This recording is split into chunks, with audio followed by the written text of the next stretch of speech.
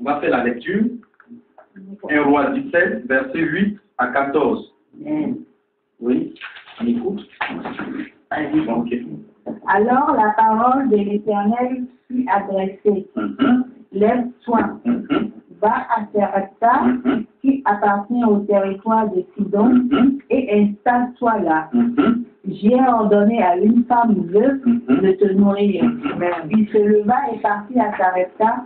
En arrivant à l'entrée de la ville, il vit une femme veuve en train de ramasser du bois. Amen.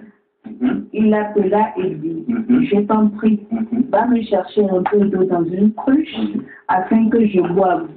Et elle alla en chercher.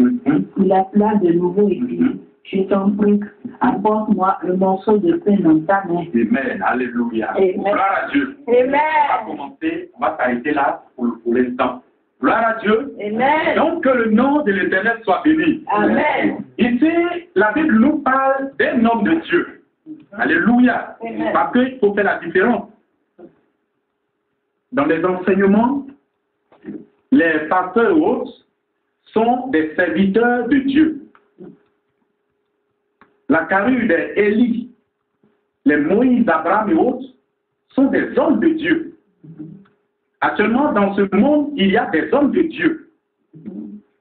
Les hommes comme les Jimmy Swaggart et autres sont des hommes de Dieu. C'est des grands frères en esprit. C'est des doyens en esprit. Eux, ce sont des hommes de Dieu.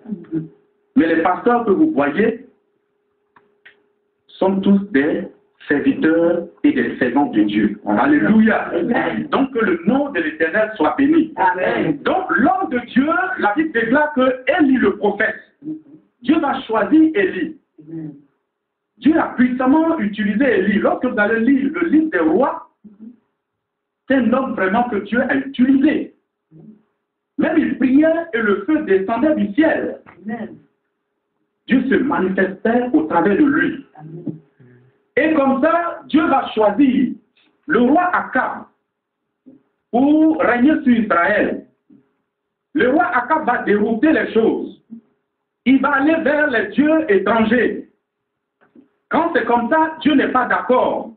C'est le changement de maître en esprit. Dieu n'est pas d'accord avec le changement de maître en esprit. Aujourd'hui, dans les prédications, les gens ont tendance à prêcher sur les choses élémentaires.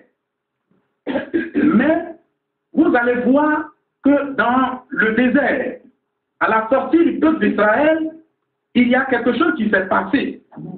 Lorsque le peuple d'Israël était réuni, Moïse étant allé sur la montagne pour chercher les 10 commandements, la Bible déclare que le peuple d'Israël va empresser son serviteur. Ils vont dire que ton maître nous a laissés, il nous a fait sortir du pays d'Égypte et nous a laissés dans le désert. Nous ne savons où il est, mais nous, on ne veut pas rester comme ça, c'est nous un Dieu qui marche devant nous. Vous allez voir que Israël va faire un veau d'or. Ce n'est pas ça qui a irrité la colère de Dieu, mais c'est parce qu'ils se sont arrêtés et ils ont dit Israël, tout le peuple d'Israël, voici le Dieu qui vous a fait sortir d'Égypte. C'est dans ça que Dieu a commencé par les tuer. Dieu a commencé par les tuer. Alléluia. Amen. Donc Dieu n'est pas d'accord avec le changement de nous mettre en esprit. Tu es chrétien ou chrétienne, tu dois faire confiance en ton Dieu. Que personne ne vienne te séduire. Pour dire que bien, il y a un marabout ici qui fait des miracles. Quand tu vas comme ça, ou tu accompagnes quelqu'un, tu ne rentres pas dans la cour, tu es derrière la clôture, tu as participé à son péché. Ça, c'est un péché mortel. Donc, le roi Akab va changer de maître en esprit. Et Dieu va dire, comme c'est ça, tu vas voir.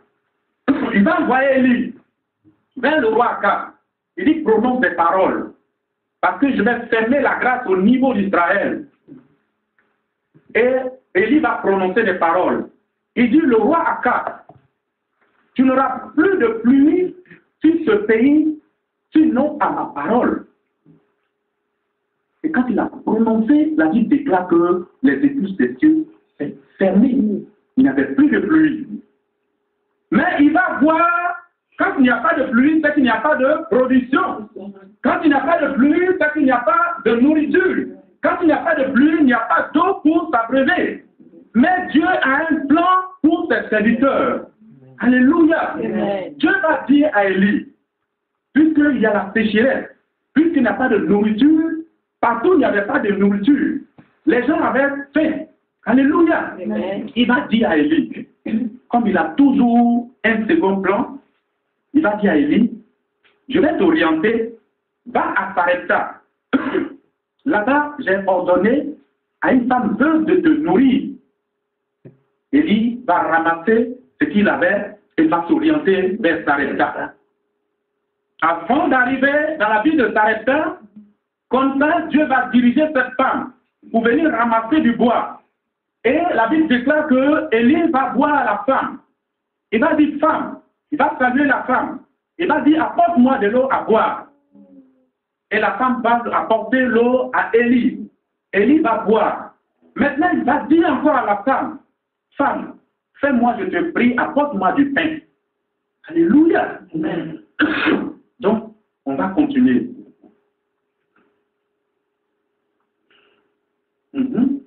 Alors, Oui. elle répondit, Mhm. l'Éternel, ton Dieu, Mhm. est vivant. Mhm. Je n'ai rien de cuit. Mhm. Je n'ai qu'une poignée de farine dans un pot et un peu d'huile dans une cruche. Je suis en train de ramasser 2 morceaux de bois, puis je rentrerai, je préparerai cela pour mon fils et moi.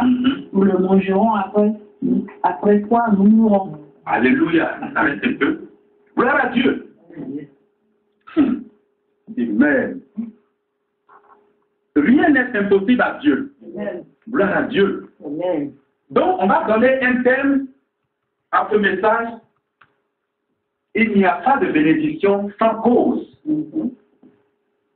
Gloire à Dieu. Amen. Tu vas répéter, il n'y a pas de bénédiction sans cause. Il n'y a pas de bénédiction sans cause. Alléluia. Amen. Pour quelqu'un qui ne travaille pas, est-ce qu'il peut avoir un salaire? Amen. C'est parce que il ne travaille pas, qu'il n'a pas de salaire. Et pour quelqu'un qui travaille, c'est parce qu'il travaille, Il a un salaire. il n'y a pas de bénédiction sans cause. L'Éternel va dire à Élie, va à Sarepta que j'ai ordonné à une femme de te nourrir. Et il va arriver devant cette femme. Il va demander de l'eau. La femme va lui donner. Maintenant, il va demander du pain. La femme va dire quoi? Que l'Éternel est vivant. Mais chez moi, je n'ai seulement qu'une poignée de farine. Parce qu'il y avait la sécheresse. Et les gens mouraient. Et j'ai un peu d'huile dans la cruche. Je ramasse 2 morceaux de bois. Excusez-moi. Je vais faire du feu, faire cuire un gâteau, et mon fils et moi, nous allons manger. Puisque nous allons finir de manger, après quoi c'est la mort que nous attendons maintenant. Il n'y a plus de nourriture, il n'y a plus rien. Mais la femme va dire quoi? Que l'Éternel est vivant, il est puissant. Gloire à Dieu. Amen. Maintenant, on va continuer. On va continuer. N'aie pas peur. Hein? Et fais comme tu l'as dit.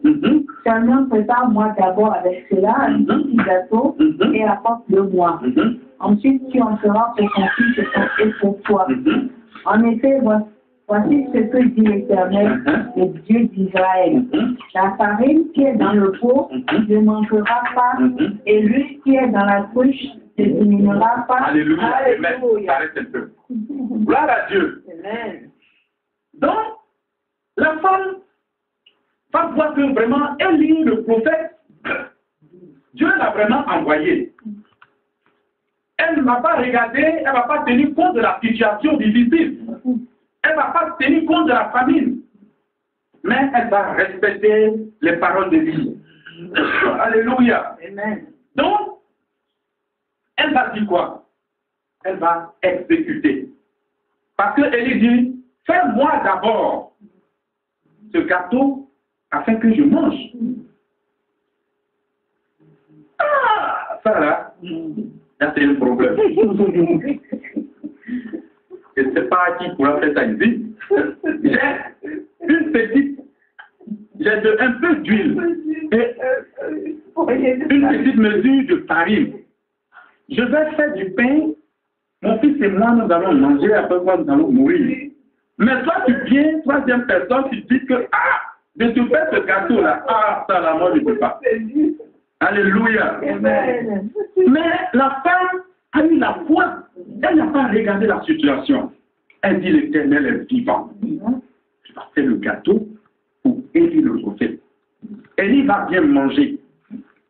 Pendant qu'Élie était en train de manger, le sac de farine était en train de monter, de s'augmenter. L'huile aussi s'augmentait. La farine s'augmentait. L'huile s'augmentait. Alléluia. Et Élie va rester cette femme-là. La Bible déclare que jour et nuit, la femme faisait du gâteau et il mangeait. Élie et son enfant mangeaient jusqu'à ce que l'Éternel fasse pleuvoir la pluie sur la surface de la terre. Rien n'a manqué cette femme parce que il y a de bénédiction sans cause. Alléluia.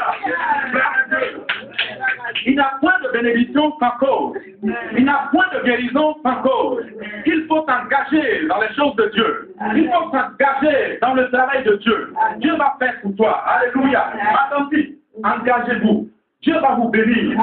Dieu va restaurer votre famille. Alléluia. Parce qu'il n'y a pas de bénédiction sans cause. Alléluia. Excusez-moi. Le prophète Élie est un prophète que Dieu a puissamment utilisé. Alléluia. Quand Élie prononce des paroles, ces paroles-là se manifestent. Il y a des miracles. Gloire à Dieu. Il n'y a pas de bénédiction sans cause. Vous n'allez pas voir dans la Bible quelqu'un qui a servi l'Éternel et qui est sorti zéro, sans récompense. Alléluia. Dans la Bible, il y a plusieurs témoignages comme ça. Dieu se souvient toujours de ses enfants. Il dit dans sa parole, jette ton pain à la surface des eaux et avec le temps, tu le retrouveras. Amen. Celui qui perdra sa vie à cause de moi la retrouvera. Amen. Nous allons prendre la Bible, un second message encore, dans le livre de Josué 6, versets 22 à 23. Ça, c'est un puissant témoignage, vous allez voir.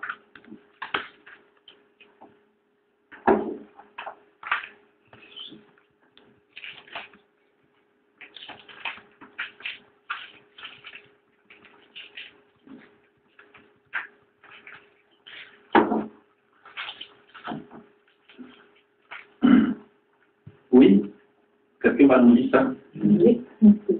Oui, Josué, oui, Josué 6, verset 20 à 22, à 23. Le peuple poussa des cris. Non, verset 22. 22. D'accord. Alors, Josué dit aux deux hommes qui avaient exploré le pays, entrez dans la maison de la femme prostituée et faites-en sortir cette femme et tout ce qui lui appartient comme vous le lui avez juré. Alléluia. Gloire à Dieu. Vous connaissez l'histoire de la femme prostituée de Jéricho. Amen. Gloire à Dieu. Il n'y a point de bénédiction sans cause. La Bible dit que cette femme-là, elle était prostituée dans le pays de Jéricho. Je vais vous dire ce soir, souligner encore une chose. Aujourd'hui, une fois, tu te donnes à Dieu, ne dis pas que je suis pécheur, je suis pécheresse. Alléluia. Amen. Une fois que tu te donnes à Dieu, Dieu prend en compte ta vie. Gloire à Dieu. Amen. Un exemple. Le brigand à la croix, ce type-là, il n'a jamais été dans une église. Mais il a reconnu une chose. Aujourd'hui, les gens disent que, voilà, l'église, il ne faut pas porter pantalon, il ne faut pas porter ça et ça. Dieu ne regarde pas ton accoutrement pour te bénir. Dieu ne regarde pas ton accoutrement pour te sauver. Mais il regarde l'état de ton cœur. Alléluia. Amen. Il regarde l'état de ton cœur. tu vas faire acrobatie, quoi, tu vas t'habiller comment, ça c'est pas le problème de Dieu. La Bible déclare que ce qui brille aux yeux des hommes, chez Dieu, c'est rien, rien devant lui. Donc, Dieu, il est très puissant. Alléluia. Cette femme, qu'est-ce qui va se passer? Elle va entendre, le peuple de Jéricho va entendre que le peuple d'Israël venait pour prendre leur pays. Gloire à Dieu. Et arrivé quelque part, Josué, qui a été guidé par l'Éternel des armées, il dit, Moïse, mon serviteur, est mort. Mais toi, comme tu es le serviteur de Moïse, prends le peuple d'Israël et allez-y dans le pays que j'ai promis de plus à leur donner. Et quand ils vont partir, ils vont arriver dans un endroit avant d'atteindre Jéricho. Maintenant, avant d'atteindre Jéricho, il va envoyer 2 espions pour aller visiter le pays, examiner le pays. Alléluia. Amen. Et quand ils vont partir, ils vont faire quoi? Dieu va les diriger sur cette femme prostituée. Et la femme, qu'est-ce qu'elle va faire? Elle va les loger. Elle va les loger et les gens vont savoir que cette femme a logé les 2 espions venant d'Israël. Ils vont venir lui demander comme ça que faire sortir ces 2 hommes parce que c'est des espions qui sont venus d'Israël. Alléluia. Mais la femme va faire quoi? La femme va les faire monter sur le toit. Il va les cacher là-bas. Et il va dire à ceux qui sont venus demander, il va dire non, ces hommes sont partis. Allez-y rapidement derrière eux. Et quand ces hommes vont aller, il va les faire descendre par une corde et eux aussi, ils vont partir. Mais avant de partir, ils vont dire une chose à cette femme. On te jure, lorsque nous allons venir, on ne touchera pas à ta famille, à toi et à ta famille. Alléluia. La Bible déclare que le peuple d'Israël va venir à Jéricho. Ils vont tuer tout le monde. Mais ils vont laisser la vie de cette femme et de ses parents. Amen. Il n'y a pas de bénédiction sans cause. Dieu n'a pas regardé cette femme-là, il n'a pas regardé sa vie, mais il a regardé seulement que son cœur, ce qu'elle a fait de bien à ses serviteurs. À cause de ça, elle a eu la vie sauve. Dieu ne regarde pas ton cœur pour te bénir. Dieu ne regarde pas ton accoutrement pour te bénir. On voyait un monsieur qui travaillait à l'hôtel, le président en Côte d'Ivoire, Yamoussoukro, et il était dans une cave. Et il était à la cave là-bas, il vendait de la boisson, tout. Maintenant, il a connu le Seigneur dans une église que je préfère faire le nom. Et il dit comme ça que non, le chrétien n'a pas le droit de vendre les trucs comme ça. Et il a démissionné. Il dit, il n'a plus de travail jusqu'aujourd'hui. Lui-même, il a décidé. Gloire à Dieu. Donc, quand c'est comme ça, tu demandes à Dieu de t'orienter. Ce n'est pas tout qui est péché, mais demande à Dieu de t'orienter. Alléluia. Amen. Parce que Dieu ne regarde pas ton milieu là où tu travailles pour te bénir. Mais c'est Dieu qui dirige les choses. Donc cette femme, elle a été sauvée à cause de ce qu'elle a fait. Alléluia. Amen. Donc, c'est pour vous dire ce soir que Dieu, il est puissant, il n'oublie personne. Alléluia. Amen. Tout ce que tu fais dans la maison de Dieu, tout ce que tu donnes dans la maison de Dieu, Dieu va te récompenser. Amen. Dieu va te récompenser. Il y a plusieurs témoignages dans la Bible. Et comme ici, dans cette Bible, il y a plusieurs témoignages. Rien n'est impossible à Dieu. Rien n'est impossible à Dieu. Jésus lui-même là, il a marché sur les eaux avec sa puissance. Il est venu sur la terre des hommes il a démontré beaucoup de choses, des miracles et des prodiges. Même à la sortie des enfants d'Israël, il a divisé la mer Rouge et sont passés à sec. Les problèmes sont petits devant Dieu. En un clin d'œil, c'est résolu. Alléluia. Mais chaque chose a son temps. Attends ton tour arrive. Alléluia. Donc que la gloire de l'Éternel soit sur vous. Acclame puissamment le Seigneur. Amen. Amen.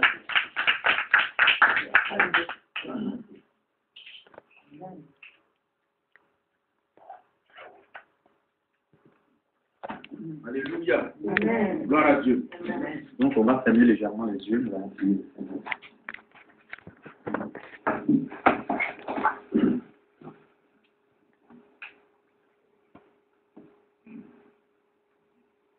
Dis-lui ce que tu veux.